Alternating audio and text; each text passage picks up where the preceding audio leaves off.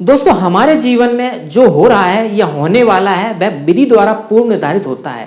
कहते हैं ना कि हमारे जीवन में जो होता है वो अच्छे के लिए ही होता है। इसी टॉपिक पर हमारा एक छोटी सी स्टोरी है जो कि हमको ये बताएगी कि जीवन में जो होता है वह अच्छे के लिए ही होता है। स्टोरी है एक अमीर व्यक्ति की जो घूमने के मकसद से अपनी नाव को लेकर समुद्र किनारे जाता है और समुद्र में उस नाव को चलाने लगता है। वह व्यक्ति नाव को चलाते चलाते इतना मग्न हो जाता है कि समुद्र में काफी आगे निकल जाता है। आगे जाने के बाद उसको पता नहीं चलता कि मैं कितने दूर आ गया हूँ और नाव चलाता रहता है, एंजॉय करता रहता है नाव को चलाते चलाते समुद्र में। और अचानक से समुद्र में अचानक से एक बड़ा सा तूफान आता है। उस तूफान को आने से उसकी नाव समुद्र में लहराने लगती है और अचानक से उसकी नाव पलट जाती है समुद्र में। वह समुद्र में वह व्यक्ति गिर जाता है।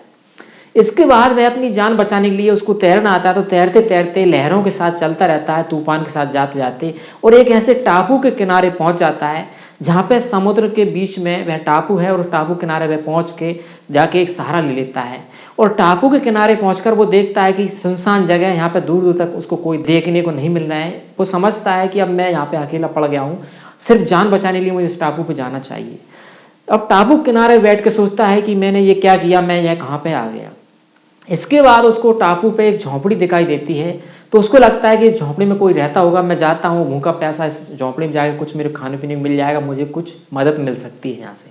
लेकिन वो झोंपड़ी जो है वो खाली रहती है, वहाँ पे कोई नहीं रहता। तो वह इतना थक जाता है कि उस झोंपड़ी में जाके वह सो जाता है, उसकी नींद लग जाती है थके होने के कारण। अब देखना विधि के अनुसार जो होता है वो अच्छे के लिए होता है। अब वह वहाँ सो गया है उस झोंपड़ी में, दूर दूर तक कोई नहीं है, खाने पीने की व्यवस्था कुछ नहीं है। फिर अचानक से जब उसकी नींद लगने के बाद अचानक से एक तूफान फिर आता है, हवा चलती है और अचानक से बारिश होने लगती है। जब बारिश होती है तो पास में एक पेड़ खड़ा था, उस पेड़ के ऊपर बारिश के कारण एक बिजली गिरती है और बिजली गिरने के कारण उस पेड़ के नीचे आग लग जाती है। पेड़ के पास में ही वह झोंपड़ी है, वह आग उस झोंपड़ी को पकड़ लेती है और झोंपड़ी में भी धीरे धीरे आग लगने लगती है। जब झोंपड़ी में आग लगती है तो अचानक से उसकी नींद खुलती है कि ये क्या हो गया, और घबरा के फिर बाहर निकलता है वहां से और पास में जाके बैठ जाता है। फिर सोचता है कि भगवान मेरे साथ ही ये बुरा क्यों हो रहा है, मैंने किसी का क्या बिगाड़ा है और अब मैं क्या करूं, ये झोंपड़ी भी जल गई, यहाँ से कहाँ जाऊं, क्या करूं, कैसे अपने आप को बचाऊं। इसके बाद देखिए विधि के अनुसार क्या होगा कि एक समुद्र में एक और नाव चल रही है। वह नाव देखती है इस टापू पे जली हुई आग को, झोंपड़ी में जो आग जल रही है। तो नाव जो चल रही है समुद्र में वह देखती है कि यहाँ पे कोई हमारी मदद की किसी जरूरत है, जिसने आग जला के सिग्नल दिया है मदद के लिए, हेल्प के लिए। तो पास में चल रही नाव के लेकर कुछ लोग उसके पास पहुंचते हैं और उस व्यक्ति को उस नाव में बैठा लेते हैं और वह नाव में बैठकर वापस समुद्र के किनारे आने लगता है।